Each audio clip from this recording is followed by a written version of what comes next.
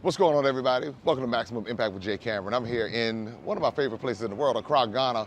But today we have a special conversation I'm going to be having with two sisters, Kenya and Massa Samfore. They're actually from Salone, Sierra Leone, my Sierra Leonean sisters. And I was looking for some food here in Accra that represented Sierra Leone, and I found it at the Freetown Chop House, and we're going to talk to them about their story. We're going to talk about this amazing food, this destination you must come to when you come to Accra. So I'm representing the Kente design, and as a matter of fact, if you swing the camera around, you can check out the two flags, Sierra Leone flag, the Ghana flag, and we're here at Freetown Chop House, and we want to make sure that you join us here and join them here at Freetown Chop House for some of the best West African food that you will find on this side of West Africa. Let's meet the ladies.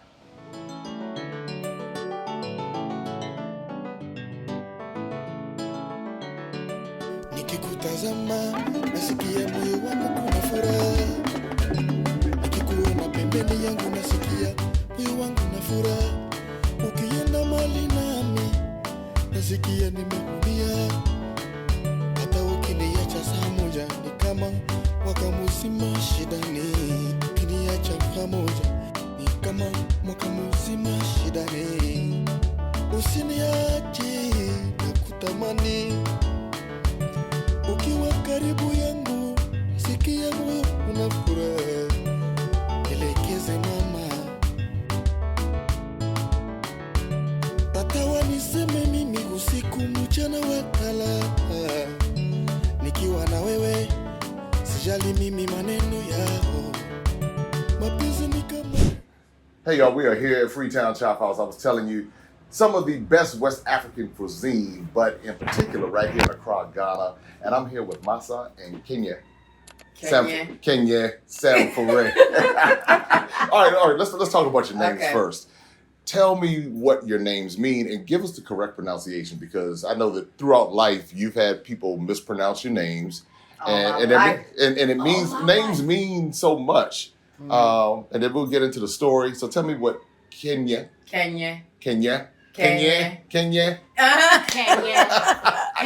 So my name is Kenya Fudia. That's my first and middle name. Kenya, Kenye.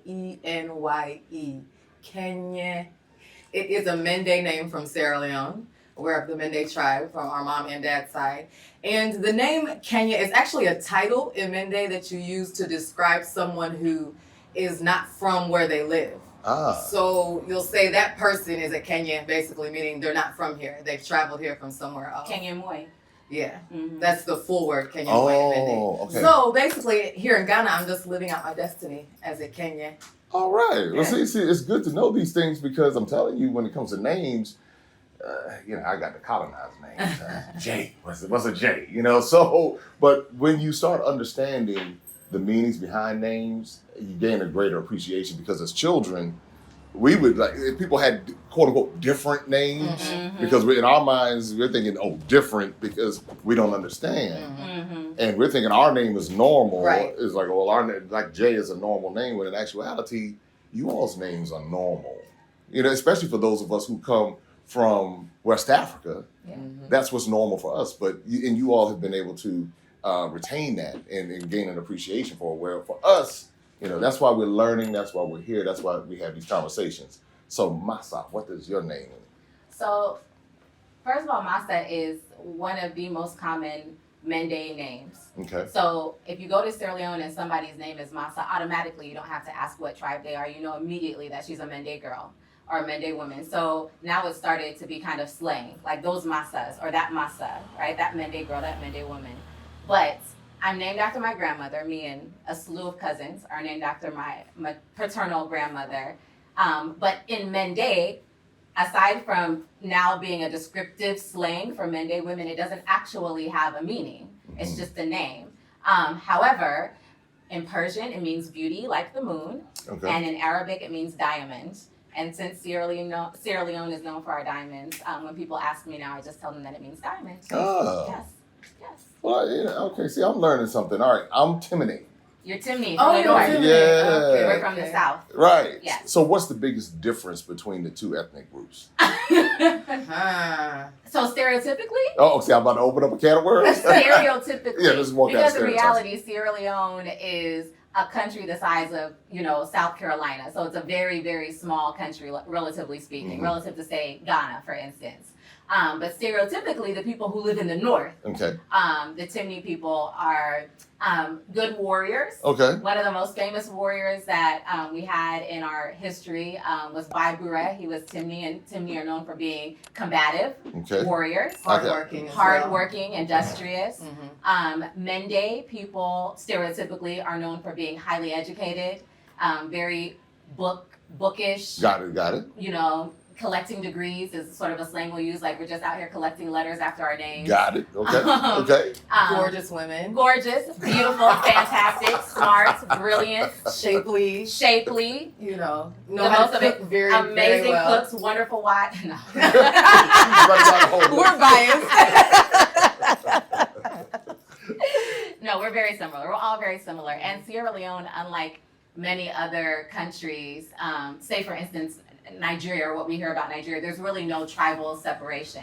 There are a couple of tribes that tend to marry within themselves, but we don't really have religious divides between Muslims and Christians and any indigenous, religions, and we don't really have tribal divides as much on a day-to-day basis.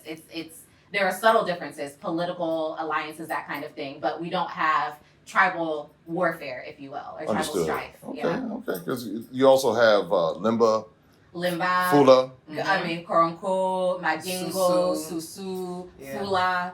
But the biggest tribe is Mende, and then Timini is a close second. And sometimes actually they vacillate depending on what source you look up. Okay, because a lot of people back in America, when they talk about Africa, they say Africa.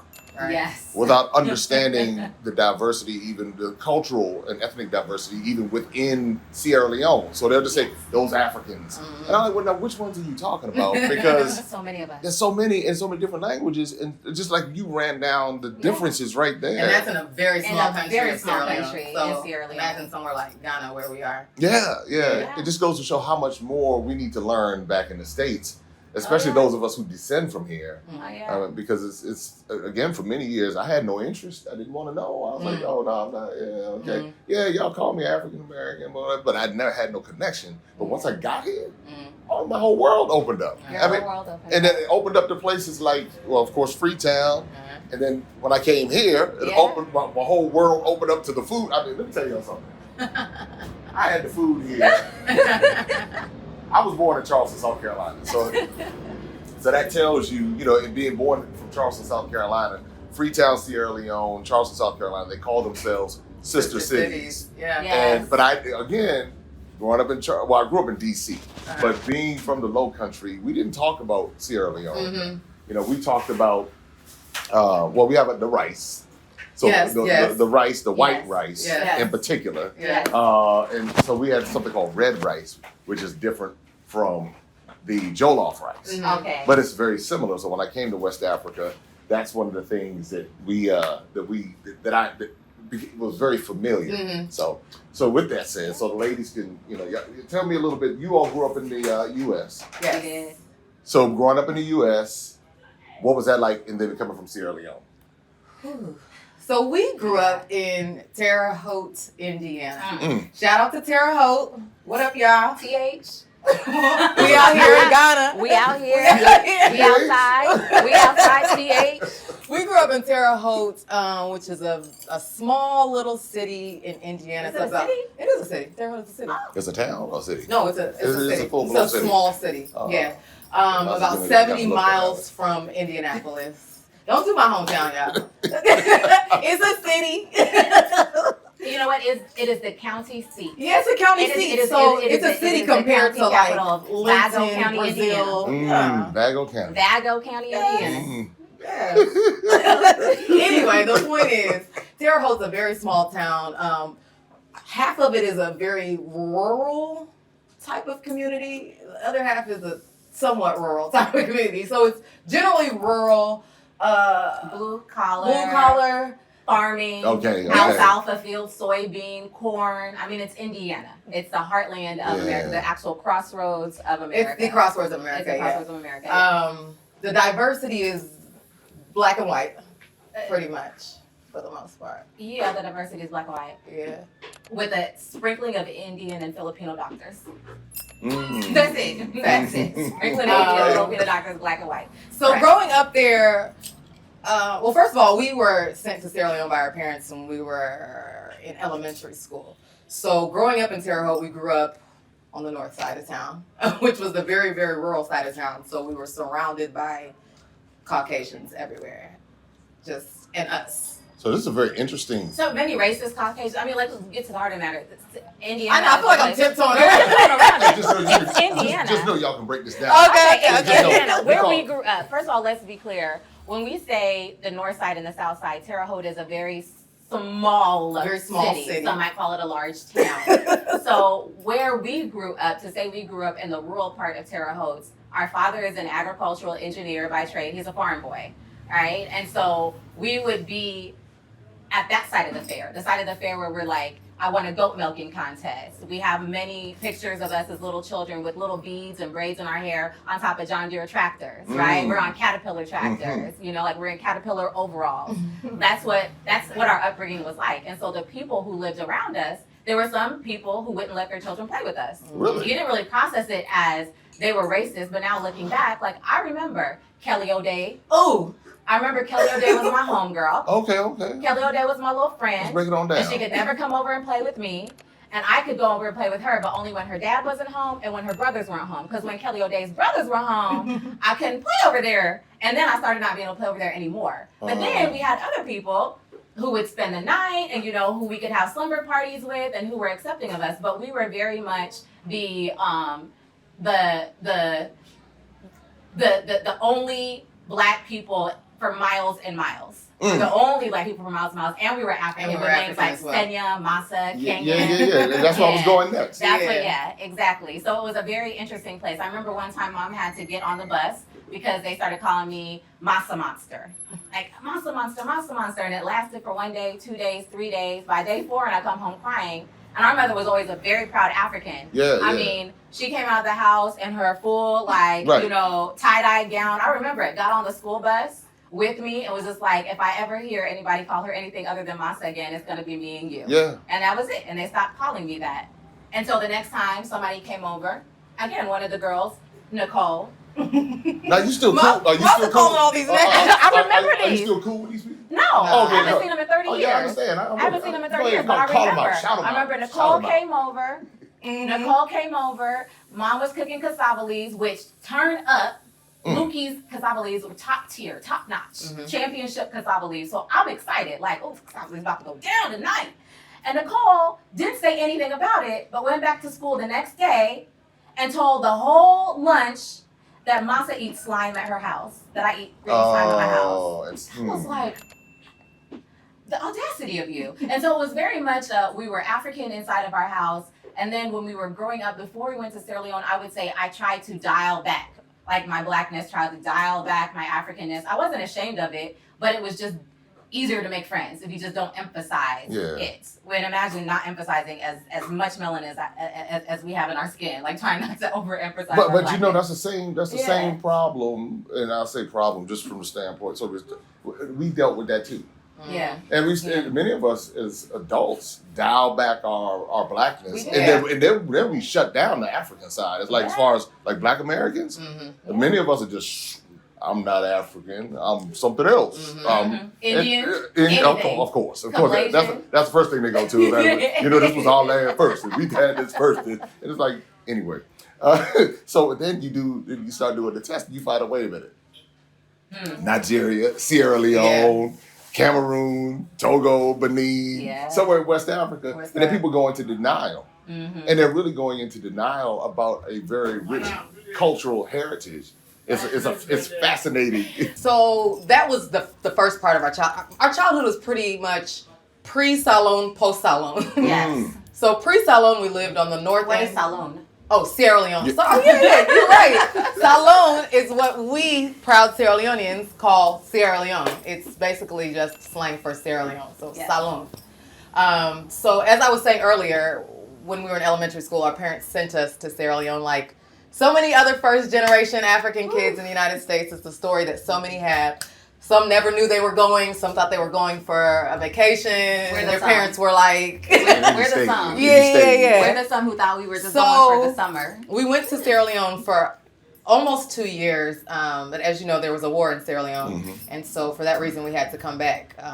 We were one of the last people to leave on an evacuation flight from Sierra Leone. So basically, if there's a war, some sort of conflict in the country, and you're a U.S. citizen, at some point the embassy is like, final call. Yeah. If you don't come with this flight, you're stuck here. You're on your own. So that's the way that we left Sierra Leone. When we got back to Terre Haute, Indiana, now our parents lived in the hood. So we went from the north end with the white people.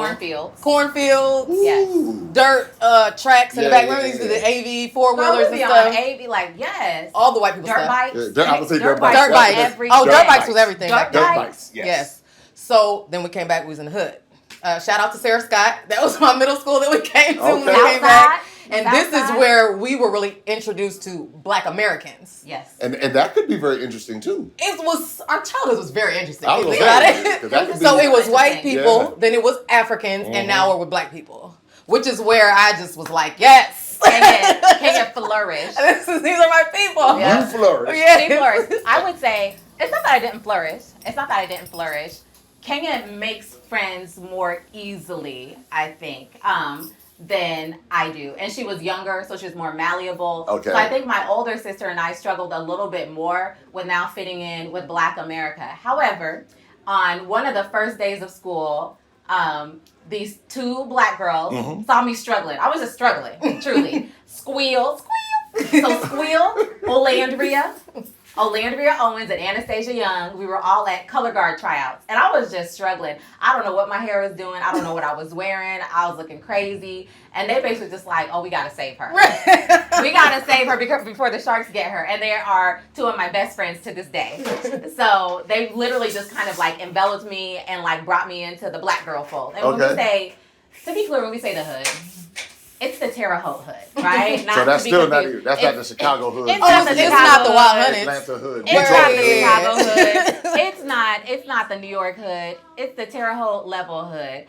But in any event, like they all lived around the same area, 15th Street. We lived a little bit further away, but a brisk walk from 15th Street. And again, we've been lifelong friends. But I remember, just cultural nuances and differences. I remember one time, I thought about this the other day. I don't know what made this come to mind. This girl named Tasha. So Tasha one day in the lunchroom was just like, yo, my brother want to holler at your sister. And I was just like, I'm sorry, what now? And he was like, my brother want to holler at your sister. And I was just like, well, what does he want to holler at her about? Because, like, what did she do? Like, why is there an issue? Why does he want to yell at her? Like, is there something that she did? Is there something we need to discuss? Like, I'm sure whatever it is, it was an innocent mistake. Like, and she was like, no, trying to holler. He's trying to, he like her. He like her. He got a crush on her. He want to get. I was like, that's that file that away. File that away, like for future reference. That's a black card. Yeah, definitely. Definitely. There was just, it was interesting. But at that point in time, at least I had a table to sit at, And when we say, again, going back to the hood, there were, in every graduating class, maybe 10 Black girls, 10 Black, boys. So we were always just like 5% out of a class of like 2,000 people. Yeah, so it was always just like, 5% African American. Even going to college, it was always like, the campus at Indiana University was maybe 5 to 10% Black. All of my classes were just little sprinkles in a large lecture hall. So that was very much our life, growing up in Indiana. And you know what I thought about the other day was how that actually prepared us for the world. Yeah. Walk that down. Because, for instance, I went to college with people, and I went to college in Terre Haute, Indiana State University. Shout out, I-State, Sycamore's in the building. So I went to college with people who were interacting with white people for the first time. You know what I mean? They're from what we call the region in Indiana, Gary, East Chicago, Hammond.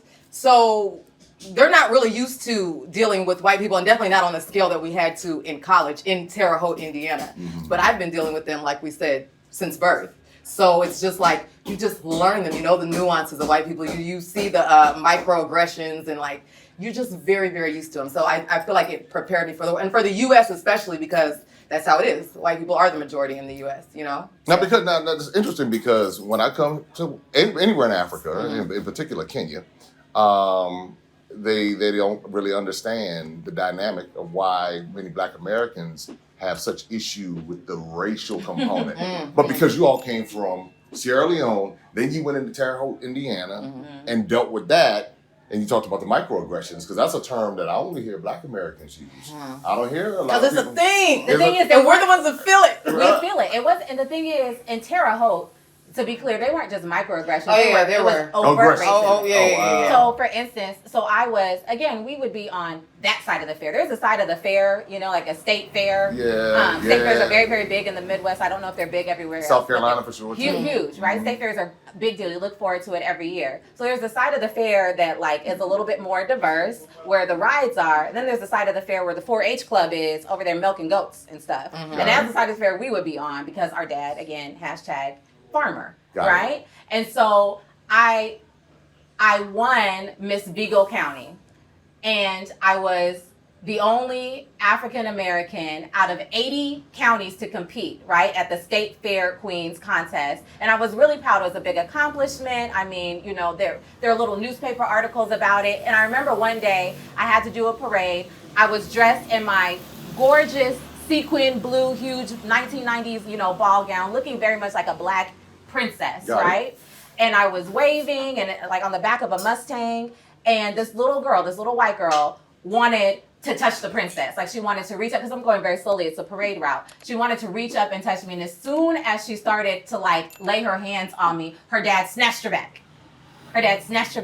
With a, you know, a frown on his face, and made it very clear that she couldn't touch a princess like me. And you know, those little things like are what we grew up with. I remember one time we were, you know, football is a big deal. Football is life in, you know, Texas, but football is also life in the Midwest, right? Anywhere in rural America, football is life. So Friday night football. I remember one time we were at a party at one of the white boys' house, right? Because they would be cool with us in school, and we were cool up to an extent. But then we went over to one of their houses, and the Black girls were there, you know, the Black kids were there. And out of nowhere, out of a crowd, one of them shouted the N-word. Really? Yeah. We weren't doing anything. There was no fight. There was no, you know, there was no argument. It was nothing. It was just one of them was maybe just had a few too many Budweisers, and just out of nowhere it's just like N-word. And I knew who it was, because I recognized his voice, because again, it's Terre Haute. It's only about 3. It's just Terre Haute, you know? I know exactly. I know Gabe. I was here to call him out. Gabriel. That's right. And you could call him out on this Now, channel. Gabe, now you know, and I know that was you that shouted the N-word. You know, and it's like, you know, those are just, and we just went back to school the next day. I think I was upset. Maybe I told the principal, or I told, like, we were in French class together. Like, I told a couple of people, but it didn't go anywhere. And I don't know where I would have expected it to go. But that was very much our childhood. So now when people talk about microaggressions, like, oh, I've been dealing with aggression my whole life. Since Kelly O'Day's brother told me I shouldn't cross, I can't come onto their property. Right, Kelly to get O'Day. on their slide. Kelly O'Day, right? I hope you got him together. I know, and so, you know, microaggressions are very much a thing, but for us, we're just so used to dealing it when we go to the U.S. That Kenya and I talk about it sometimes. As soon as we get off the plane anywhere, you know, normally we land at JFK, right? So as soon as we get off the plane at JFK, automatically, like our hackles go up. Automatically, like I have to stand a little straighter, you know, kind of, you know, have a little bit more grit about myself, because I know it's about to start. It's going to start from TSA, and it's going to start, you know, the microaggressions will start all the way until I leave the U.S. again and come back to Africa. It's interesting that you say this, because growing up in America and dealing with those same things that you talk about, then coming here and then having this encounter. When I go back to the States, I feel some of that, but I also have a little edge. You know, it's kind of like, oh, I know where I come from now, so mess with me if y'all want to. It's kind of like going, so it's like, it's that kind of thing. It's like, oh, okay, so now I understand. In spending a lot of my childhood in South Carolina, which is very similar to Terre Haute, Indiana, and hearing the N-word and all these other things, But coming here and just seeing, and then, and being honest, coming here and dealing with some of the stuff that you deal with here. Yeah, you deal with other stuff. Are we we'll going get into there? that. Are we I'm trying to- sure are we'll we get going into there? that. I don't listen, because we gotta live here, so listen. But I'm just saying, but Whole nother set of issues. Everywhere has their issues. Everywhere has their issues. My God. So that's what I'm saying. Ooh, Africa. It's like you come and you're like, wait a minute. Mm-hmm. But I think with here, it's just at least that it's not like as soon as you see me, like you've already formed. you judge me, you formed. stereotype. You might hear my accent though. Yeah. And then it changes. It's a little bit. Yeah. But but the thing is that you can navigate it here. Yeah. And once you like there, it's almost like they gaslight you or attempt to gaslight you to a point where you're like, I know what I see, but you don't want me to see what I see, and you're trying to tell me. Don't believe your lying eyes. Yeah. Don't believe your lying eyes. Like, I'm not here to say that you're racist.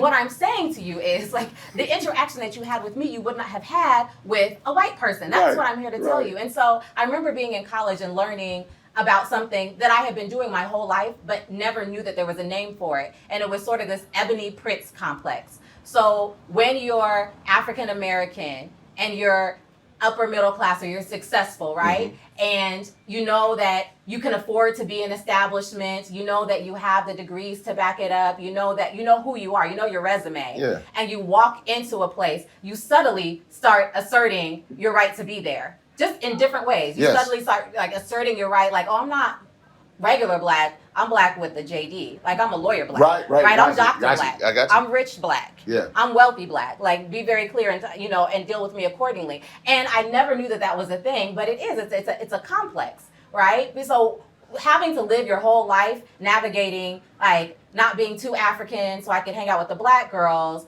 and not being too black so I could also hang out with the white kids, and not being too American so that when I come back home, like, I can fit in with my cousins. Like, it's definitely formed our ability to be good in any hood. To navigate. Like, we can navigate anywhere. You drop me off anywhere in the world, and Kenya and I, my sister, saying we would be good. However, it does take a mental toll. Yeah. So coming to Africa is very much the place where we can come and we can just breathe. We can just breathe. Be us. Just breathe. Yes. Yes. And that's the same thing. I'm telling y'all sleeping on Africa, and I'm talking about wherever you go in Africa. Y'all don't want to come. Y'all scared to come. Y'all think they're going to come over here and beat you up and jump you. They don't like you and all these other kind of things. And I'm telling you, every single time I come here, I can breathe. So now, if you come here with the wrong expectations, if you come here expecting people to roll out the carpet because of what happened with slavery, and I'll tell you, half the people don't even know what happened with slavery. And so it's like you wait for them to come, blow the trumpets and blow the horns for your arrival. Yeah, you might be disappointed, but if you come here and you want to learn and immerse yourself in the culture, and you're going to deal with some foolishness, just like you deal with foolishness anywhere in the world, but if you do it, you can have a peace like you can even imagine. I do have a question. All right, now, what was some drama, because we talked about what you dealt with racism with white Americans. Oh, good. Let's talk about some of the stuff you dealt with Black Americans, because I know, that's the elephant in the room. I mean, I'm going to I'll start. I know what time it is. First of all, one thing Black Americans have is jokes. Yes, Lord they do. have mercy. They're going to clown you. What they gonna do is, and so especially if they don't Child. understand you, Yeah. if you're different, especially when you're Black and different, because it's like you kind of like us, but you're a different type of Black. Also, we're talking about the 90s, where light skin still ruled. Oh, okay. Light skin was in. Yeah, in the Long, 90s. silky, curly, good hair was still in, right? First of all, I have a funny story because this is how it all started. When we came back from Sierra Leone, our Auntie Edna, who God rest her soul, she just passed away last week. Remember Auntie Edna took us to go get our hair done before we were traveling back to the U.S.? She sure did. Auntie Edna was like, you can have whatever hairstyle you want to take you to the salon. First of all, never went to the salon in Sierra Leone. Like, that was the first time I went to the salon. About that. And she was like, what style do you want? Canyon, don't do it. Just go there. Go ahead. Why are you going Hey, there? Kenya. Go there, Kenya. I'm pronouncing the name right. Because this is how the bullying started. Come on, let's go. So I got... I don't even want to say it. Mom's over there like, don't do So I was like, I know it's fly. a Jerry curl. In the 90s? You got a Jerry curl in the 90s? Come on now. Hold on now.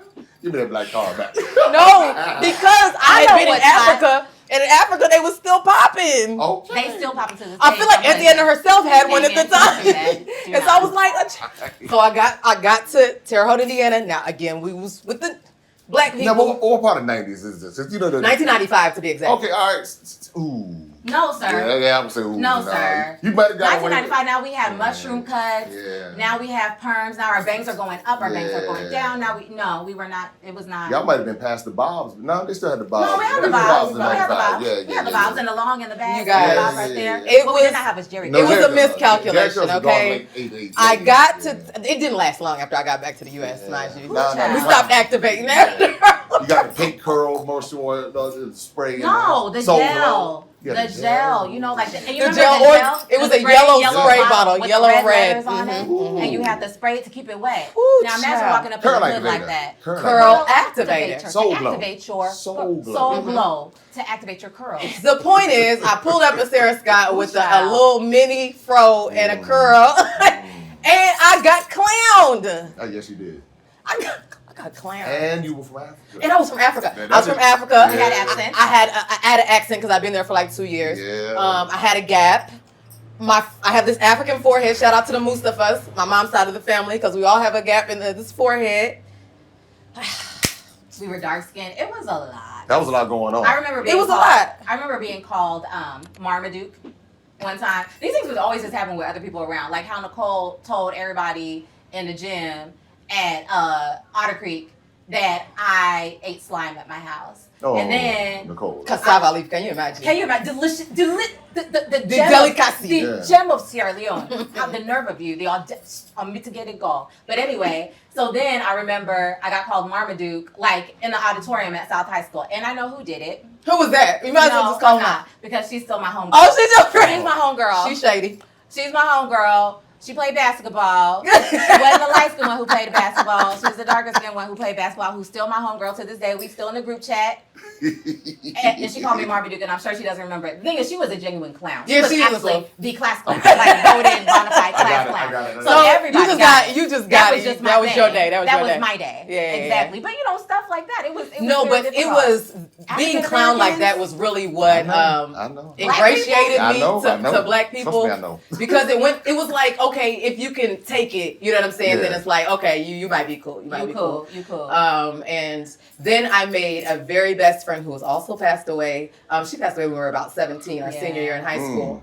And she basically she was like, you know what, this is my girl, I don't care. And we were, Shamika, shout out to Shamika, RIP, Wow. to my best friend to this day, best friend I ever had. And she was just like, I don't care what anybody says, this is my girl, and like, she cool. And that really that was it for me, so. And then, okay, so once we got comfortable being like, okay, so white people are out here calling us the N-word, right? They're just dropping the N-bomb. They won't let their little girls touch my, beautiful ball gown. Okay, so the next best thing is let's go on ahead and kick it with, with the black people. They're the ones that accept us. They're the ones that are down with us. As long as we just lose these accents. As long as you, And as it's long as Derek, you, as long as you perform. You know what I'm saying? Lose these accents, start getting these French rolls. Because then that's when we started going to Chris. Right? Like, okay, so Kim and them going to Chris every week to get their hair laid. Okay, so mommy, we have to go. We was going to Donna, and then we was going to Chris, like to get our hair done and just to fit in with like black girls, right? And so once we started doing that, they really embraced us. And then we had a wonderful high school experience. Yeah. High school was amazing for For us. Cheerleading and tennis team and color guard and choir. Like we were in a black student union. Like it was wonderful once we found our path. Got it. Yeah, and so Black Americans, I know that there's a lot of discourse about the divide between, African Americans and Africans. And I've heard it all. I've heard the arguments from both sides. We've heard it from our family members, people who just cannot understand. They can't wrap their head around Black people having the opportunity to be in America and not making the most of it and having anything to complain about. When Africans, many times, more often than not, who get the golden ticket or the visa to come to the U.S. hit the ground running. and they do anything possible to hit the ground running, not only to support themselves in the United States and go as far as they can go with their education or go as far as they can go in their careers, but also to support family back home. Right. So it's very difficult when you're talking to people who just have never had personal relationships with African Americans to understand like the toll that racism has taken on African Americans as a whole. Yeah. And then of course we've heard it from our black friends. You know, like they just don't get it. They don't understand why we would want to be in, like Trump said, these S-hole countries. You know, like they don't get it. Like, and if it's so great over there, why are all y'all coming over here? You know, but my how the tables have turned. The tables are Now turned. how the tables have Wait turned. till they see all them white folks in them planes I'm coming telling up. you, now the tables are turned. Everybody want to be African. Yeah. Everybody wants to listen to Afro beats. Yeah. Everybody getting dreads. Everybody going natural. My, how the tables have turned. But you know, that's the beauty of life. Because you evolve, the more you know. Because and the thing is that how they trained us, and this is why I do what I do. Because I know the training in America. I know the conditioning. I know the misinformation. I know how. It's what I do. I deal with it every day. I get black people come to me. Well, you need to get back over here with your tribe. I said, well, first of all, I got multiples. I said, we really want to look at what happened, Right. and you want to look at how things transpired. I said, I can claim both, and I'm gonna claim both. I'm not going to deny America because that's where I was born. Absolutely. My ancestors in America bled and died in And America. I feel the same way. Yeah, and so it's like, all right, if I have been afforded the opportunity now to the point of what many people in Africa feel, I felt the same thing when I came and I realized, hold on. I said, now, I have access to this, that, and the other. I said, I really have no excuse. Yeah. But until you come and it's not saying that people don't have, because I see the opportunity here. It's like, whoa, wait a minute. There's tremendous opportunity in this part of the world, Definitely. as well as that part of the world. But it's like you have to develop, it's like your experience gives you those eyes to be able to recognize It the gives you a opportunity. frame of reference. Yeah. It does. Yeah, definitely, and that's why like we can sit on both sides. I can argue. I'm also a litigator, so I can argue anything. But I can We're gonna get to that. but I can easily argue both sides of this sort of divide between Africans and African Americans. But what I think many African Americans are starting to realize slowly, 400 years later, and what Africans have yet to acknowledge is that divide was not created by us. It wasn't anything that we as Africans did, and it certainly wasn't anything that the Africans who were taken to America did. It was something that was specifically done so that African Americans, once they got there, they felt stuck. Yes. They felt stuck, and so in many ways, and they felt isolated. I mean, think about that. That's the psychology 101. Right? Psychology 101 is to get your kidnapped victim to identify with you. Once you build in the Stockholm Syndrome, now even if you take their chains off, right? 1865, once we take the chains off, you still feel tied and obligated to be here because better the devil that you know. And so sometimes I look at some of my friends, because I'm a single mother, I'm here with my children, and my life, I was a single mother, a different one, not like those ones. I was a lawyer single mom, right? I'm a single mom with resources, with some money, a little bit of coins to put together, but I was still struggling in the U.S. It's very difficult to raise children without a village. It's very difficult to raise children without a partner. And so coming here changed my life tremendously, but it changed my children's lives exponentially. Like the experience that they're having now, the life I've been able to afford to curate for them is like nothing that any of my friends' children are living in the U.S. And sometimes I look at some of my girlfriends, my homies from, Terre Haute, and I'm just like, ooh, girl, you struggling, huh? I wish I felt open enough that you would receive the thought about, you know what? Just get on a plane and come here. Just get on a plane and come here for 3 weeks. Leave the kids there, get a plane ticket for yourself, come here and see how we're moving and shaking. See what my girls are doing over here, and see how the driver gets them from A to B. See what the nanny does. See how the cook gets them from A to B. See how, see the lights, or we say soft life. See the soft life I'm living here, as a mother with a village around me. And maybe you might consider letting go of your kidnapper and coming back home. Woo! I do a check of my girls every once in a while just to be like, do you miss America? Do you miss Chicago? Do you wish you could go back? And it's like, yes. And I'm like, well, what do you miss?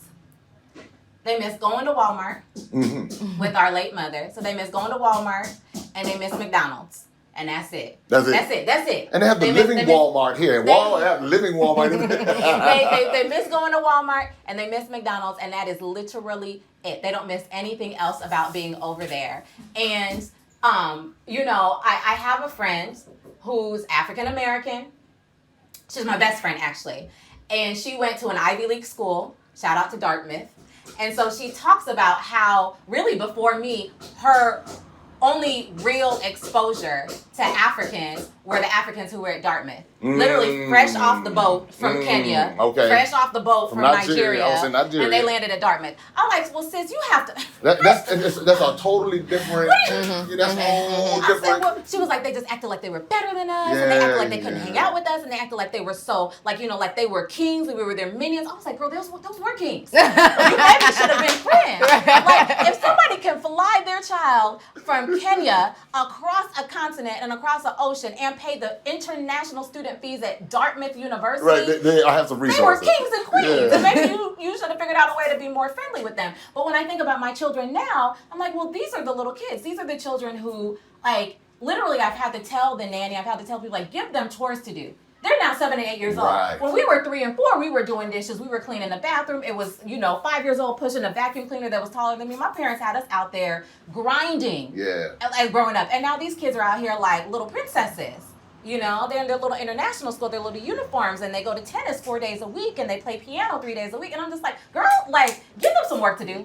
Like, give them a mop. Like, give a little hustle. Give a little hustle. And so I'm like, so you're the African kids who will go to Dartmouth or go to, to Spelman or Harvard or whatever, and then not realize that not everybody has this sort of like, has the sort of frame of reference that you do, that you are special, you are a queen, you are your importance in life. And so people might perceive them, as like the way that my friend perceived the Africans at Dartmouth. And so that's also something that we're, I'm trying to be very conscious and work on. One of the things I tell people, because they'll say, well, those Nigerians, because Nigerians get a bad rap everywhere. Everywhere in the world. Everywhere in the world, they get a bad rap. And I said, well, now, have you met continental Nigerians?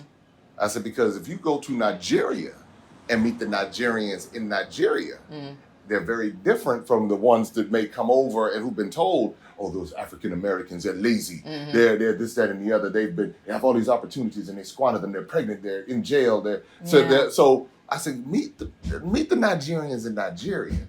And I said, these are some of the nicest people in the world. I said, I was just in Nigeria. I said, I felt very at home. I said, I was walking around like nobody bothered me. And so it's like the more exposure you have to different types of people, because that's like more, like people were referencing was more that's like a class issue. I was going to say class. It's a class issue. Class. Exactly. That was exactly what I was going to use. And so when, I think, like you talk about your friends, because, and my friends too, it's like when they come over and they see it, they're like, wait a minute, hold on, I'm going to stay. I prepare people before they come. I train them. I say, hey, look, I said, leave America in America. That's my whole phrase. Leave it in America, because when you come, it's going to be cooked to order. There's going to be, roads are going to be bumpy. We're going back about 50, 60 years. Dirt roads, all of that. I said, but if you get past that and you start learning from people, you'll be some of the nicest people ever. And I said, whatever. I said, the political stuff is crazy. Yeah, there's corruption. Yeah, there's scams. Yeah, there's all of these different things. But get to meet the people. And I said, your whole life will change. And that's what, a lot of people do that. A lot of Black Americans are now willing to explore it because they recognize there's something wrong in America from the cultural standpoint of dealing with the microaggressions and everything you talked about. And becoming a global citizen, you go places and you're like, oh man, I can float with this. You learn how to float. I can fit in anywhere. And I think it's really incumbent upon those of us who can easily navigate the divide. We can code switch easily. Like, we speak Creole fluently, so we can code switch when we're in Sierra Leone or Ghana or wherever, and then we can easily code switch when we go to Black America, and we can code switch when we're with white Americans. Hey, Jim Bob, we're out here. Get on that top of that Jim John Deere tractor out here. I could absolutely get along just fine with somebody like that. Yeah, absolutely. Easily, I could get along with somebody like that. So, I think it's incumbent upon those of us who can easily navigate the divide to just let people know. And for me, because Kenya says I'm always trying to she's like, Masa, why are you always trying to convince people? It's because I feel like it's my obligation. I feel very much like a Harriet Tubman. because let me take a step back. What we didn't discuss is moving to Africa happened rapidly. It wasn't some lifelong plan of ours. Right. We knew we were African, but we were American. All right, like very comfortable in America. Or because culturally and- yeah, yeah. culturally, like that's the only home that we knew. It never ever occurred to me, and I think I'm speaking for all of my, my sisters, it never occurred to us that living in Africa was a viable option. And so therefore it was never a goal or a hope or a dream. It's just that place that we go where our relatives live, and our relatives call for support, and our relatives call to give us news of somebody died, send money, somebody had a baby, I have to go to the hospital. Our relatives call with generally just bad news, right? But it wasn't any place where I could actually live a life and make a living and make a home for myself, and certainly not for my children. So when it happened, it was like an avalanche. And then we couldn't get out of America fast enough. Couldn't get out of America fast enough, and can't stay in America short enough when we do go. Well, can I ask why you decided to move to Africa? Because Sure. Well, I came to Ghana for a year of return in 2019, like thousands of other people. I ended up actually coming on a solo trip. It was supposed to be a group trip, but you know how that goes sometimes. The group trip doesn't make it out the group folks trip. folks ain't trying to put that money up. I'm the folks. I was like, well, folks. I'm going because I needed it. I really needed a vacation that year. So I was like, you know what? I'm going, y'all. So I came for Afrochella. They had like a tour package. And so I just signed up. And I came and I got here and I was like, wow. Because our only perspective of West Africa had been Sierra Leone. Like we come to Sierra Leone, or West Africa, we go to Sierra Leone. That's where we're from.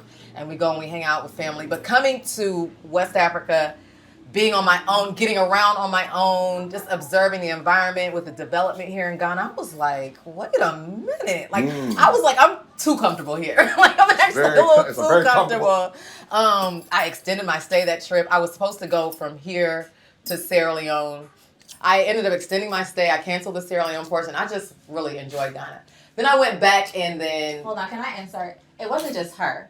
So, the year of return, like, it was purposefully curated to make Africans in the diaspora come back home, to actually return back home. So if you go to they have Black Twitter. If you go to African Twitter, if you go to African Instagram, it's just threads of people checking on their relatives like, so you just not gonna come back?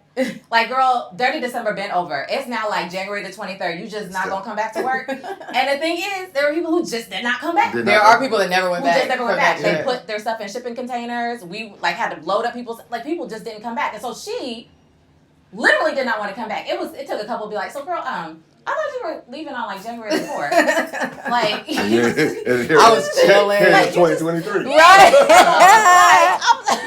So I ended up going back. I think it was the end of January, and then COVID happened right after that. So that was like January, March. Everything got shut down. And then I was just over there, just like reminiscing. You couldn't get it out your Ghana. system. You couldn't get Ghana out your system. So I'm telling Masa like, let's discuss Ghana. I was like, you know where we should go when they open the airports back up? And I was like, Accra. And she's like, I guess, because Masa had come to Ghana, what was that, early 2000s? I came in 2005, but I was very poor. I was a law student, Okay. right? So I was very broke. And it was a different time. Yeah, a lot has changed since then. I don't know what hole in the ground I stayed in. I don't remember what part of town I was in. I was just, I scraped my little law student loans together enough to get the plane ticket. And then I got here, it was just like, on the grind, right? And so her coming as a full-grown adult with adult money and seeing the beauty of the place. And even when I came here, I was just like, oh wow, this place has left Sierra Leone in the dust. That was my initial thought, like, oh wow. In so 2005. And that was in 2005. I was like, oh, so Africans are living look at these, see street lights. Yeah. See electricity. Look at the road, fly over. They have even overpass. And then I was like, wow, it's nice for them. This is really nice that Ghanaians have this. But it, again, never occurred to me that I could live here, right? It's just like, that was so nice for Ghanaians. Wow, how nice for them. Okay, going back to America now. Back to the grind. So that was 2005. Yeah. So I just 15 years later. I just kept suggesting, we should probably go check out, Accra. And then we had that cabin fever because everybody was stuck in the house. So I think it was October when the airports opened back up. And Accra was our first trip. Yep. Because we also are working on a few different business ventures. So we were like, you know what? I feel like we use that as an excuse to go. We did. Looking back, we did. It's like we can go look into the business. We can source some fabrics and all that. And we did do that stuff, but we really It was a came. ruse. Yeah, we came to check out, to case the joint, see what was going on in Accra.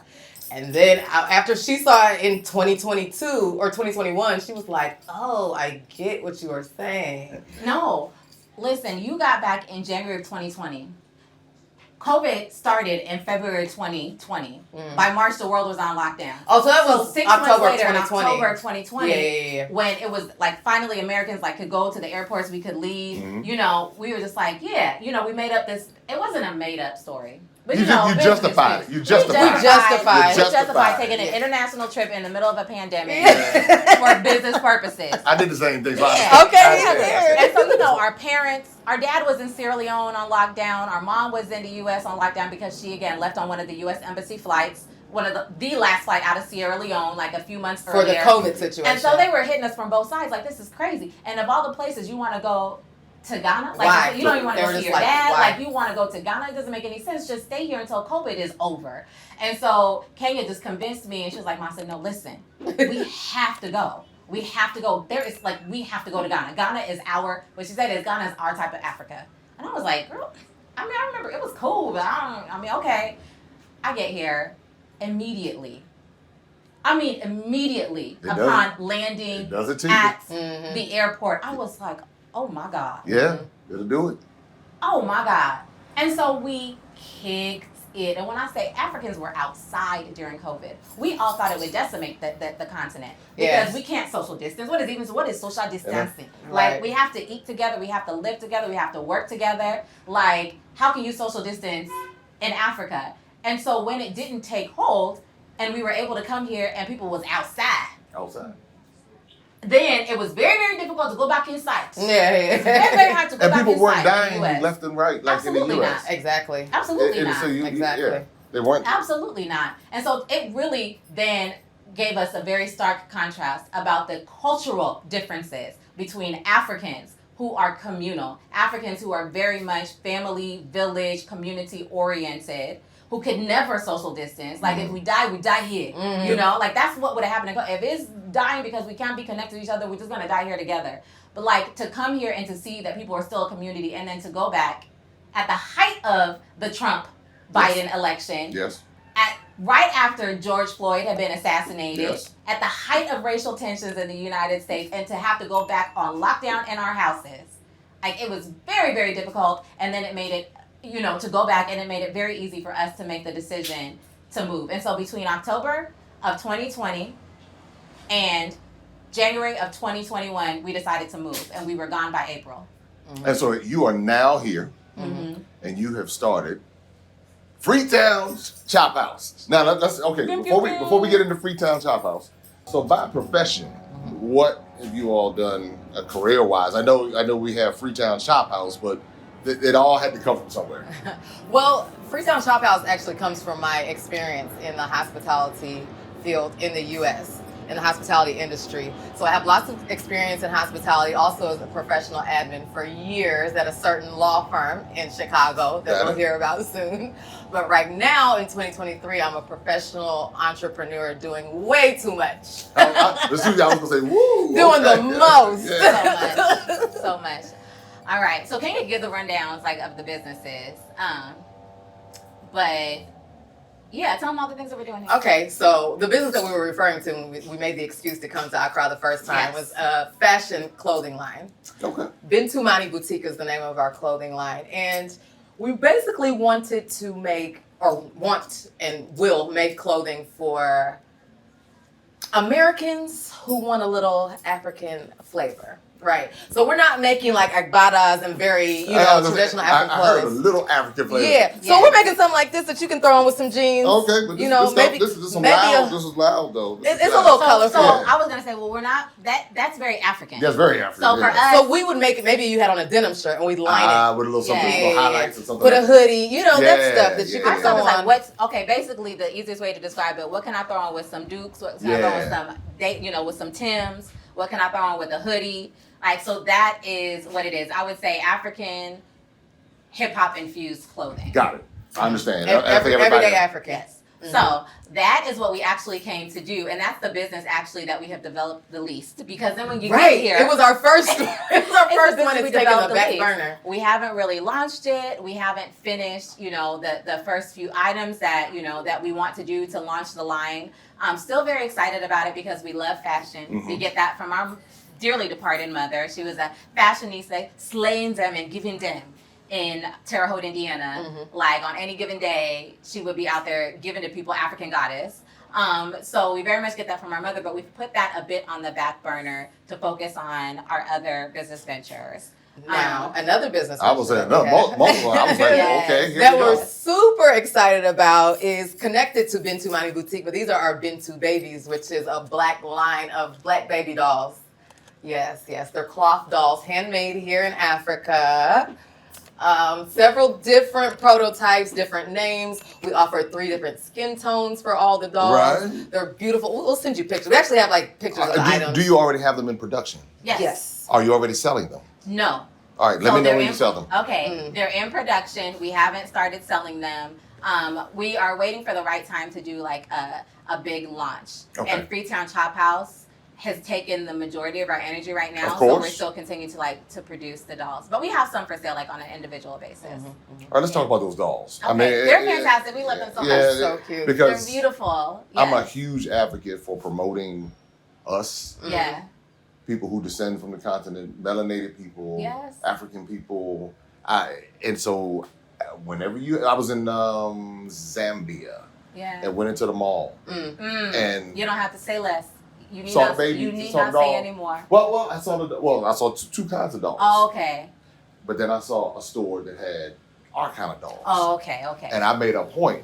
I was like, and it was owned by a Zambian. I was like, hold Love up, bring the camera over. I love it. And so people are waking up. Yes. And little by little, and then see the thing is, my man, what's it, O'Donnell, or whatever her name is, whose father said, don't. Kelly O'Day. Or the one's father, whoever's father. It was Kelly O'Day. And it was her brothers. Her brothers were home that day. Okay, so the brothers. Yeah, her older racist brothers. Them, Yes. Kelly O'Day, and all the people like that. What they're afraid of is that those little girls, Yeah. those little white girls, see these beautiful black dolls and want to be, because what they wanted us to do was to be like them. And I remember that. I literally remember, because we didn't grow up, obviously, in the iPod generation. We grew up playing with things. And so I remember wanting to look like Barbie. I remember taking pantyhose, right? I remember taking my mom's pantyhose and twisting them up like it was a little braid and putting it on our heads. Can you remember that? We'd be walking around the house like with pantyhose on our head, just wanting to look like the dolls, wanting to be beautiful. And I remember my first black doll was a Cabbage Patch. And I loved that Cabbage Patch so much. I mean, I thought it was so beautiful and so chocolate and so special, and it smelled like baby powder. I just loved everything about that Cabbage Patch. And so I specifically remember, and I know for a fact that growing up around mainly white dolls actually had an impact on me. And of course, as a psychology major, the doll test, the psychological doll test, was obviously a very big experiment. It was very prominent, like 30, 40 years ago when they put, a white doll in front of little girls and children of all races, black doll, white doll, and asked them to pick which one was more beautiful. And invariably, all of the children, the black children and the white children, would pick the white doll. Yeah. And so when we got here, I don't even know, I do know. When we got here, and a friend of mine who's a dentist over there, who's one of the few people to this day that knows that I live in Africa, which is a whole nother story, right? Most people don't really know where I am or what I'm doing, right? You just dropped off. I didn't know. I didn't drop off. I didn't drop off. You just float somewhere else. I just float. Right. I just float I somewhere got you. else, and people don't really know where I'm posting from, or if I live here, if this is a vacation that won't end, or what's going on. And so a friend who is one of the only ones who knows that I lived here said, you know what, if you guys are over there doing things, man, I found these amazing dolls online, these beautiful black dolls online, and you might want to consider making some African dolls. And it just sowed a seed. And so for the last 6 months or so, we've been working on the prototypes and getting our outfits together. The dolls are hand braided. They have hand braided hair that match their Ankara or African cotton print material, that match their kicks, because again, we're African, but we hip hop out. Yeah, you said that. Right? Yeah. So that, the kicks got to match the hair, got to match the outfits. And so we're really excited about the venture. But They're it really adorable. stems from how white dolls made me feel as a little girl. Something I never thought about until I had children and until my friend mentioned how she found a line of black dolls. And now this is what you all, that's venture number 2. Yes. Is that number 2? So Bintu Mani Boutique, Bintu Babies, Freetown Chop House. We have a brand new venture. Woo! Brand new that we're just getting into. Oh my goodness. But in a big way. In a huge way. This is huge. We're getting into real estate development out here in West Africa. I'm a pray for y'all. Namely, Please do. But to be clear, namely buying and flipping houses. Right? There's a whole lot of, obviously there are multi-millionaires and billionaires out here, big conglomerates from Nigeria, from India, from China, who are building massive real estate. Yes, We're not doing that. What I think the hole in the marketplace is, personally, is for Americans, namely African Americans who want to relocate here, who don't have $500,000 cash sitting in their Chase bank account to come buy a house in East Legon, right? We didn't just, over the last few years, amass $350,000 cash money that we can pull out of Bank of America to bring here to buy a condo in Cantonment. And that's a right? huge issue. And it's a huge issue. Like, we want to come home, but we don't want to revert back to being renters. Some of us have been, homeowners for a very long time. We don't want to go home. And many African Americans already don't know exactly what village they came from. They don't know exactly what land they would have otherwise been entitled to. Yeah. And then to have to come home and be a renter, or to have to come home and not have, a home that you can afford, right? And so we feel like the hole in the marketplace is not affordable housing in the sense that most people think of it, like the projects or anything like that. I'm talking about under $100,000, you could cash in your 401k, you could rustle up a couple things, combine a couple of the, cash out your stocks, or make it do what it do and finesse an $80,000 home here. Yes, you sure can. Yes, exactly. A nice one. A nice one, but we want to make them even nicer. There are a lot of unfinished houses scattered around every African country, Ghana, Sierra Leone. There are a lot of houses that are outdated, they haven't been maintained, and so we're starting with our first project. It's going to be our signature home, and it's amazing. It should be done next month. We are well underway, and it is going to be a gorgeous before and after transformation. Again, to try to really cater to this market of African Americans who want to have an affordable home or an affordable rental home. Got it. Holiday home. Other people have had it for years. Other people they holiday in Hawaii, they holiday in Paris. They've been doing it for years, right? The Swiss Alps or what have you. Well, holiday in Africa. That's right. Yeah. And if you all are ever looking for investors, let me know. Okay, thank you. Yeah. Thank you. Is it? All right, absolutely. We will. There's strength in partnerships. Throw things out there.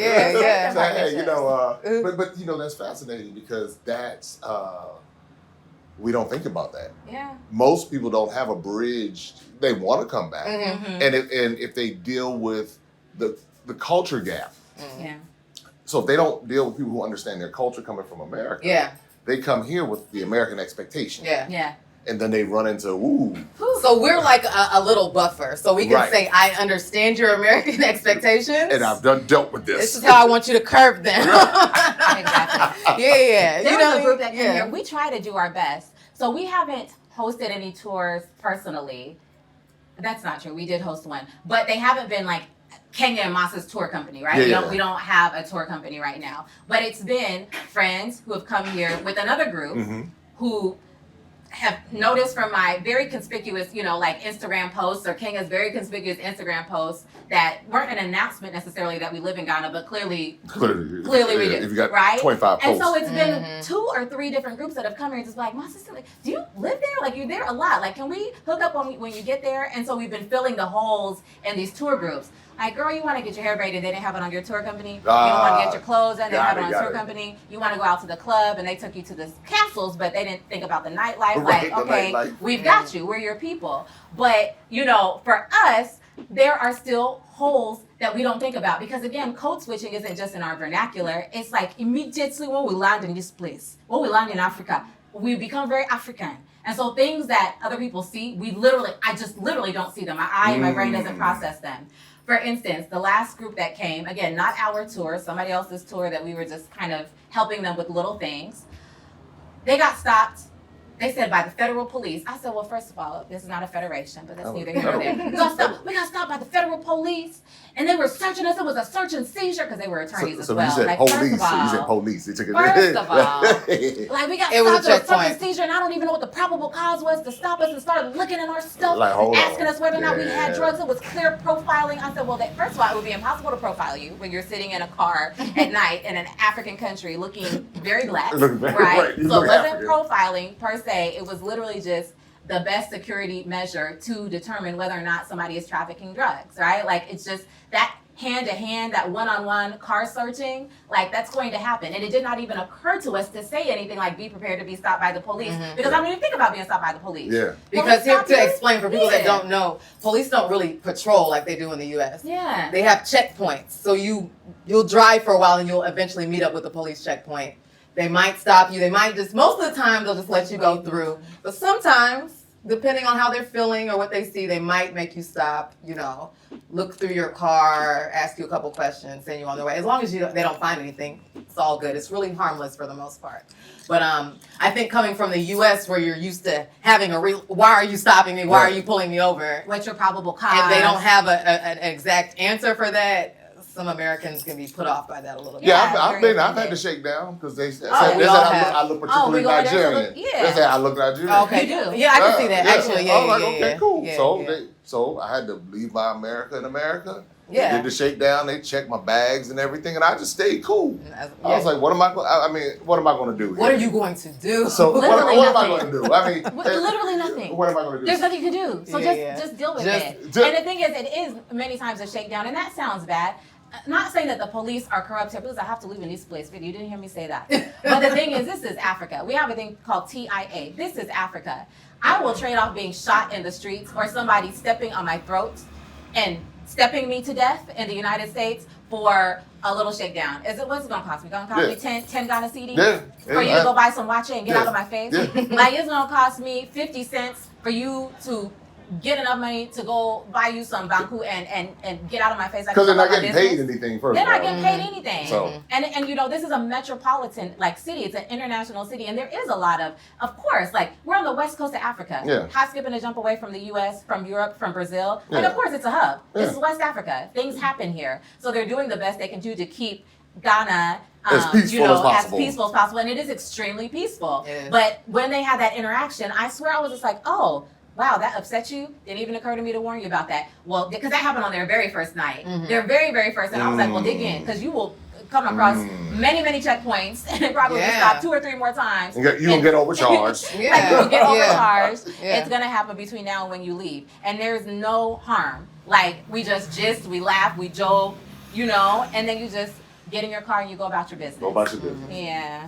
Now let's talk about Freetown Chop House. Because now, is there any other venture that the real estate?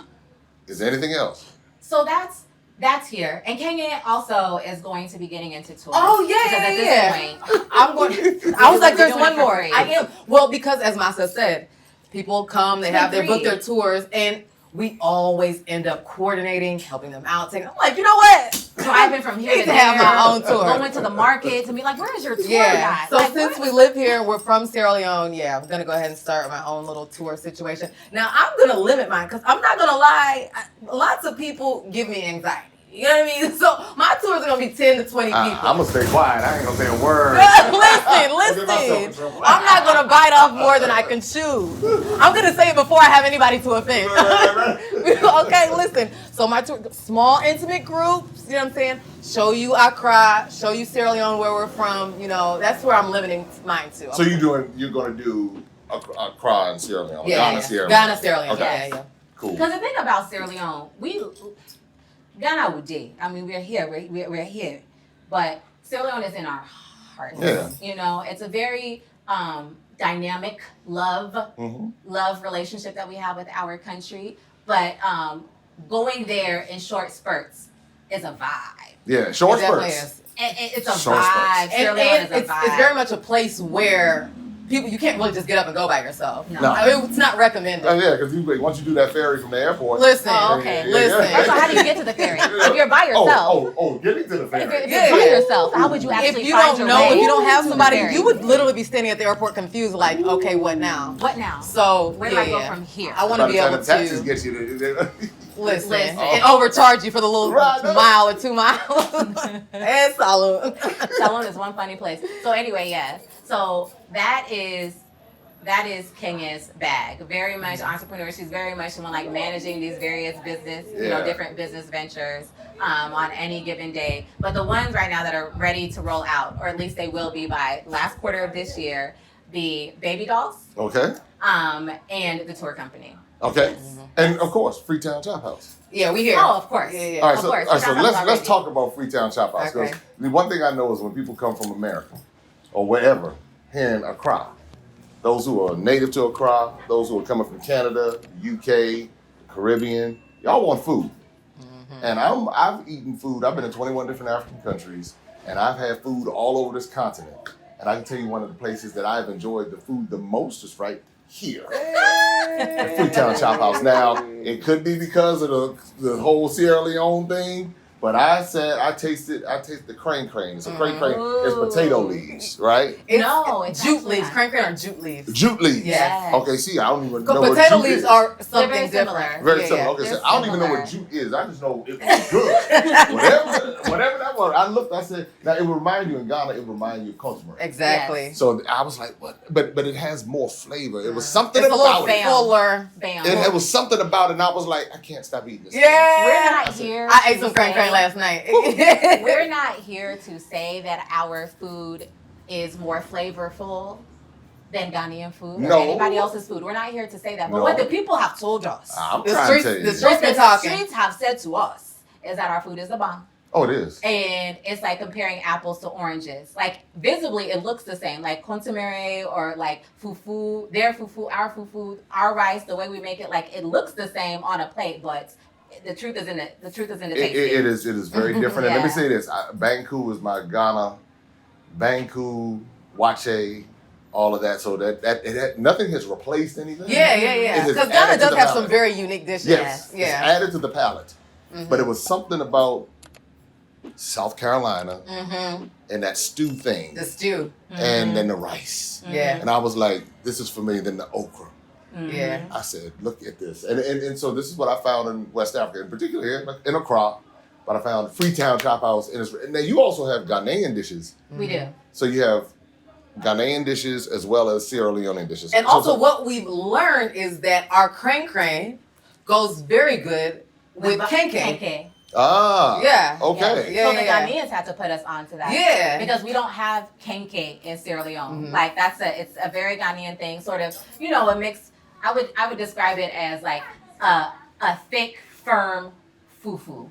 It's not the same, but it would be like a thick, firm fufu that you could actually slice. Okay, So okay. it's not a potato. It is actually a mixture that's put together and they form it, and then you can slice kenke if you want to. So Sierra Leoneans, we would eat rice. We eat rice with everything. We sprinkle that That's on how it's everything. done. Charlestonian, South Yeah. Carolina, that's what Well, we do. there's a reason why. It's because that's, of course, most African Americans who come from South Carolina in particular can trace their roots directly back to Sierra Leone because they brought us there for a reason because we're rice growers. Yes. So we were the rice growing slaves, if you will. And so they specifically put us on the rice plantations in South Carolina and other rice growing areas. So for us, we really pride ourselves. There is a reason why we live in Ghana. There are probably half a dozen reasons why we live in Ghana as opposed to Sierra Leone. What you want to know we have in Sierra Leone is delicious cuisine, chef's kiss. Chef's kiss. And not only is it delicious, it's healthy. It's quite healthy. the healthiest food in the world, actually. Coming out of Sierra Yeah, Leone. Google Yeah, it. there's Yes. articles on it. Yeah. Yeah, Sierra Okay. Leone Because has the it's healthiest fresh. food. It's leaves mostly. Okay. And A lot yeah. of legumes, leaves, Cassava. Fish. Yeah. Mhm. Yeah, so less carbohydrates except for the rice. We eat less carbohydrates than Ghanaians eat. We eat less carbohydrates than Nigerians eat. They do a lot of fufu, multiple times a week. Sierra Leoneans won't do that. Okay. Right? Sierra Leoneans eat rice. rice with a green on top of it. On top. Potato leaves. Got to be on cassava top. Oh, yeah, right on leaves. top. On top. On Oh, top. right on top. Right on Yeah, top. yeah. So we serve it on the side here because we're being bougie. Yeah, But if you're gonna be true to the game, like Yeah, right on top. yeah. and Pour then that on top. Yeah. sometimes you mix it around. Yeah. Oh, but have you ever had have you had cold rice from Sierra Leone? It's when in the morning we put the rice in the pot, we put the plat sauce inside, and then you just mix it. You mix it all together. Well, we do that in Charleston. Okay, So well there you go. I was like, mix it all together. You mix it all together, so Yeah. it's a different. It's a different kind of thing. yeah. It's almost like You scrape it off the bottom, the crow. And then you get the. Oh yeah, you scrape get all of that. It's called crow. You scrape it off on the It bottom. has a name. Yeah. We just eat it. No, Yeah. we call it crow in Sierra Leone. So Sierra Leoneans, we eat very, very healthy food. And so food that's healthy, food that's flavorful, food that's filling, that's our bag. That's our bag. And we Wow. really pride ourselves on that. So after we got to Ghana and we had, Ghanaian food for a couple of weeks, it was when our mother was still, with us. And she had come to Ghana to see us safely transition here because that was a whole thing with the family. You're going to strange ass country. So you're leaving this place, one stranger's country, the U.S., where they had lived for 50 years. Leaving one stranger's country to go to another stranger's country. We don't know those people. We don't know how to accept you. We don't know anything. So my mom came here to kind of drop us off when we moved here in April of 2021. And after being here for a few weeks, it was like, we are hungry. Like, We needed to eat. we need to eat.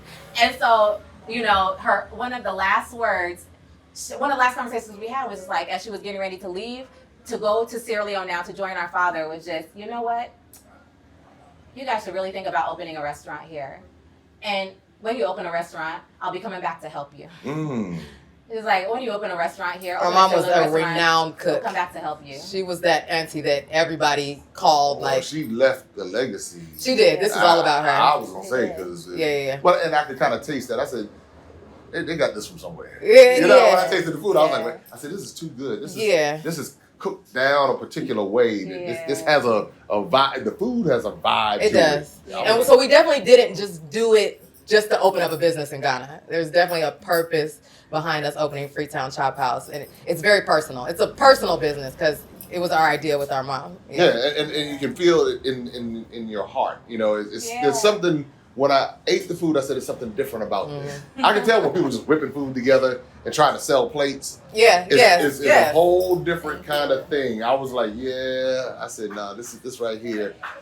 I'm sorry you all aren't open today because You can rustle up some stuff. like, Because you haven't had the cassava leaves yet, I right? haven't had the cassava leaves. I was like, listen. shoot. I was like, what? I mean, it was gone. I mean, I got 4 dishes. Yeah. Yeah, you And did. then you did. You walked out of We here. had some bags. You had some somewhere. bags. I was like, look at this. And I mean, I sat there and I said to myself, I said, I was looking forward to this interview Yeah. because I we knew. were too. We're going to wrestle you up some stuff. Oh, you We're gonna gonna wrestle me up? We're still in. We always got plastas. And we have to feed We always people. have soup Yeah. on deck. We always have plastas. Some greens somewhere that we can Some wrestle up for green, you. and I see. Yep. It's also it's South We're Carolina really thing into too. greens. Yeah. Yeah. I'm telling y'all, down Yeah. in South Carolina in the Low Country, the Chuck, Savannah, Georgia, all through that whole coastal region. Yeah. One, you go to Sierra Leone, you go to Sierra Leone, and just connect. But when you come here to Ghana, because I want you to go to both Ghana, Sierra Leone, you come here to Freetown Chop House, and you will not be disappointed. One last thing as we get ready to wrap up, you are an attorney by trade. I'm an attorney, period. I'm a practicing attorney. She's a practicing A attorney. practicing attorney. What type of law do you practice? I practice family law, matrimonial law. Some people call me a divorce attorney. Okay. Yeah, so divorce, custody, visitation, child support. So I founded the 4A firm years ago. I've been practicing for almost 2 decades in Chicago, Illinois. Okay. Also have an office in Houston. Okay. And that is my bread and butter.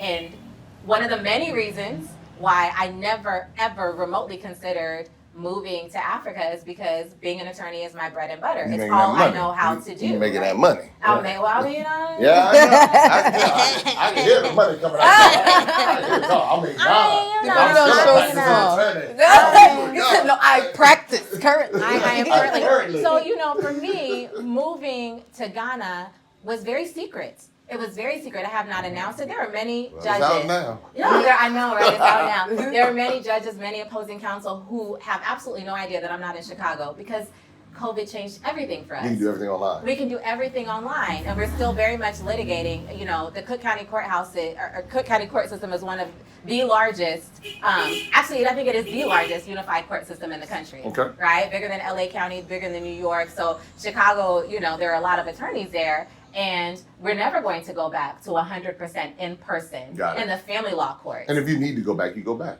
I go back. You just get on the because plane you and know go why? back. Because y'all gonna pay me to come back. Yeah, you want to see my African face at the Daily Center? You're gonna pay me accordingly. That's right. I'm very happy to turn up. I'm very happy Put to me be in there business for a trial. class while you at it. Listen, you want me at your trial? I am available for a small, modest fee.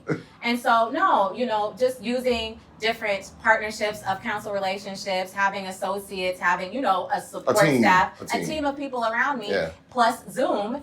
It has enabled me to be able to practice anywhere. It opened up the borders, something I never ever thought possible. Like that, how people would move around from job to job and move from state to state. I always admired those people. Like, that's so interesting. You could just be a teacher and then move to Minneapolis and then, you know, start working at the Minneapolis public schools, even though you were licensed in, you know, South Carolina. How nice for you guys. How cute, nurses. You guys can just travel around and be nurses. I never ever considered being a litigator from one country to the next. And to do the same, just move around. Absolutely. And so we're busier than ever at the law firm. Wow. Busier than ever. Well, congratulations. Gangbusters, actually, in the last 2 years compared to being over there. So I feel like everything about being in Africa, it's like, truly, I mean, it sounds a little hokey, but it's like the ancestors have opened up the floodgates for us because we're back home again. Yeah, and you're leveraging every resource and opportunity and experience that you two have had.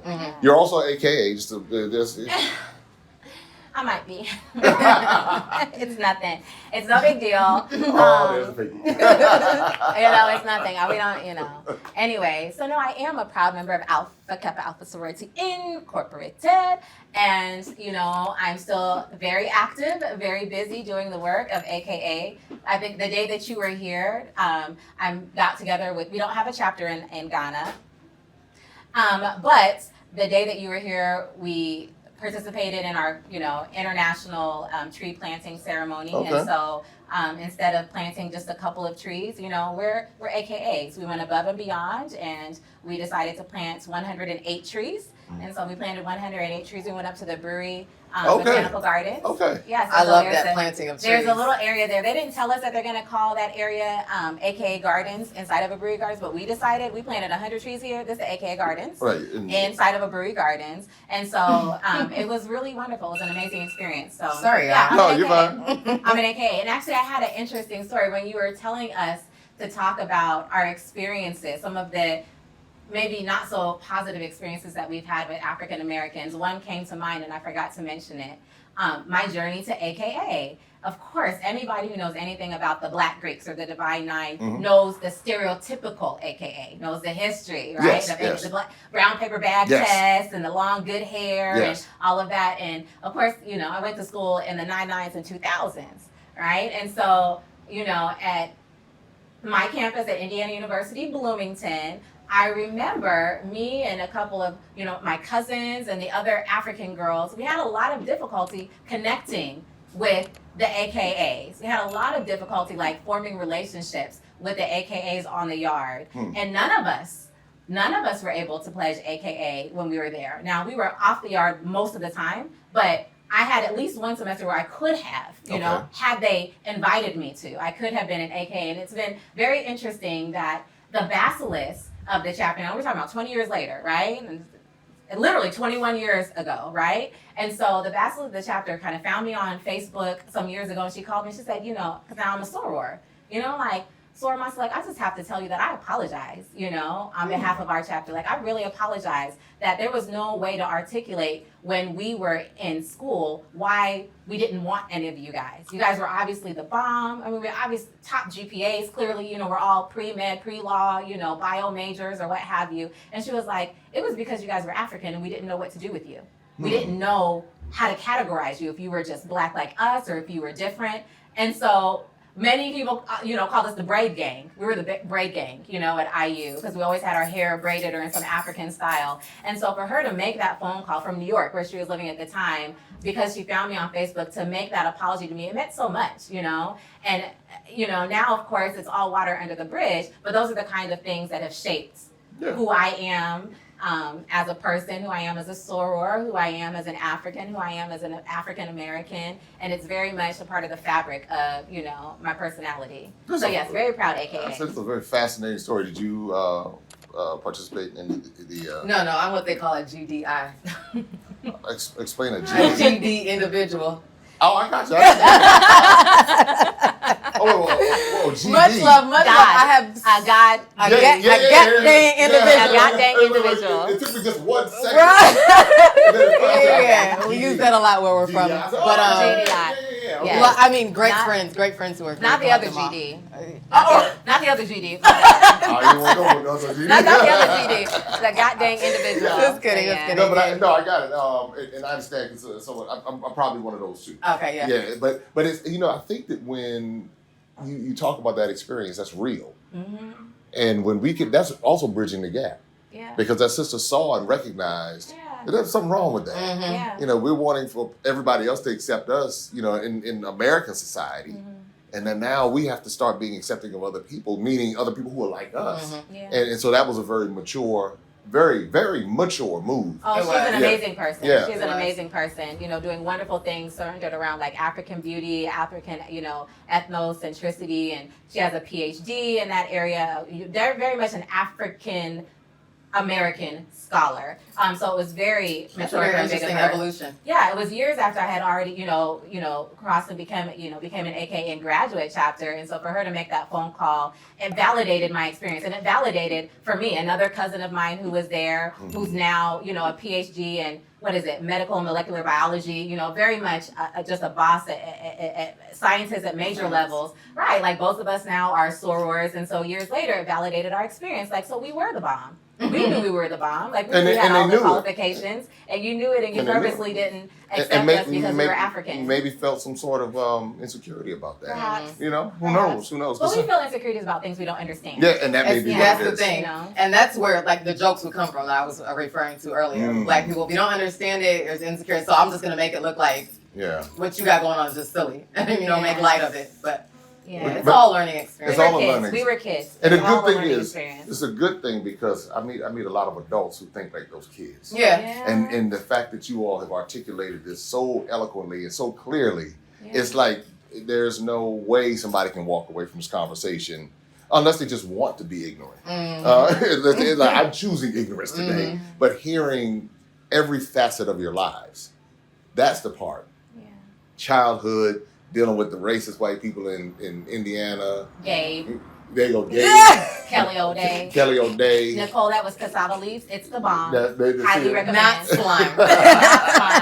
Not slime. And all of that all of that creates this experience now. Yeah. So that's why we're here. So listen, everybody. Any closing words? Any closing statements as we get ready to wrap up? What I would say is, like we said, we didn't sit on the thought of moving to Ghana for a long time. And I'm not recommending that anybody just, you know, We gangsters. uproot your life and do anything that, you know, you would regret later. But if you have been considering it, I say continue considering it and come over to Ghana or anywhere in Africa that you'd be interested in. Really check it out because it really is a possibility. As Masa said, we weren't like planning to move here to Africa at all. We were never planning to live in Africa because being a first gen, like our parents came from Africa. So the idea is like they've come over here and now they started the path in the US and it would just continue like that. And that's normally how it goes. So I think a little bit for them, they saw us coming back to Africa as like hustling backwards. Like, why would you go back? You know, we got you out of there. You had the privilege out of all your 100 You done and came out something of Egypt. cousins. You came out of You Egypt. know Why what you I going back to mean? Egypt? Why are you going back? That's it. But we saw the vision, and like Masa said, ever since we've been here, we just get confirmation after confirmation that we're on the right path. We know our mother's spirit is with us. She's helping us out. Even this move to Osu from our last location, I don't know what was going on over there, but it looked like the business was tight over there. So, but now we're feeling the vibes over here in Osu, and we're just super excited about this new journey, the Freetown Chop House. Yeah. Masa? I would say if you have ever considered leaving the United States, because there are a lot of blacks, you know, expat groups and that sort of thing. And I'm presuming, you know, the majority of the people watching this will be black, right? So there are a lot of people who are going to Mexico, they're going to these other places because it's never occurred to you, like it had never occurred to us, that Africa is an option. Not only is Africa an option, but we're here living our best lives. Living our best lives. Like I'm not gonna go back and forth with anybody. You don't have to argue with nobody about your. I'm not gonna argue with anybody. I'm not gonna argue with you like about America versus Africa. I'm still American. I'm also African. I have experienced America. I have experienced Africa. There are many, many benefits to living in America, but absolutely nothing compares to being in a place where the minute you walk in, they're happy to see you. It's like Cheers. It's like Cheers. And so don't feel, if you are African American, don't feel as if you'll get here and people will treat you like you're an other. Like, people are always going to try it. The worst thing that'll happen is they'll overcharge you. You're going to get charged, and it's not a black tax. Right. Yeah. It's an American tax because we know you're here with dollars. That's We know you're here with British pounds sterling. We know you're here with euros. So obviously, people are always going to try to come up, right? But it's not a racist thing. 9 times out of 10, the interactions that you're going to have, more than 9 times out of 10, the interactions that you're going to have with Africans here on the continent is going to be, especially in Ghana, is going to be that you're very welcomed and they're very happy that you're home. They're very happy that you remember them. They're very happy that you returned back home. That sort of Sankofa mentality. And so my advice would be, if you are there and America seems a little tight for you, seems like you're struggling a little bit, like you're working, you're earning 6 figures, and you're looking at your bank account and you have $6 at the end of every month, right? Your paycheck hits, your paycheck leaves. Your paycheck hits, your paycheck leaves. And you've been doing that for 25 years. Perhaps consider. Maybe God is trying to push you in another direction. Maybe God is trying to take you to the promised land. Maybe the Egypt that our parents thought that they left, maybe over there is Egypt and back here is the promised land. Here is the land of milk and honey. And maybe you should consider coming on over here to join us. Just maybe. Just maybe. So that's my advice. If you've thought about it, continue to think about it like Kenya said, but come here for a visit. Come here for a tour and just see if the glove fits the way that it has for us spiritually, mentally, and physically. They said it all, and now that's why you keep seeing us constantly coming back here at Maximum Impact with Jay Cameron, because we want to bridge this gap. And until you see for yourself, you'll never know. And listening to what somebody who's never been there, what their opinion is, and they've never been, they've only just heard it from someone else who heard it from someone else.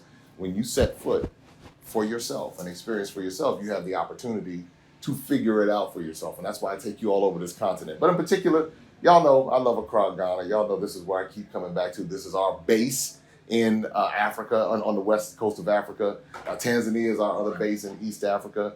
But see for yourself, educate yourself. And you know what?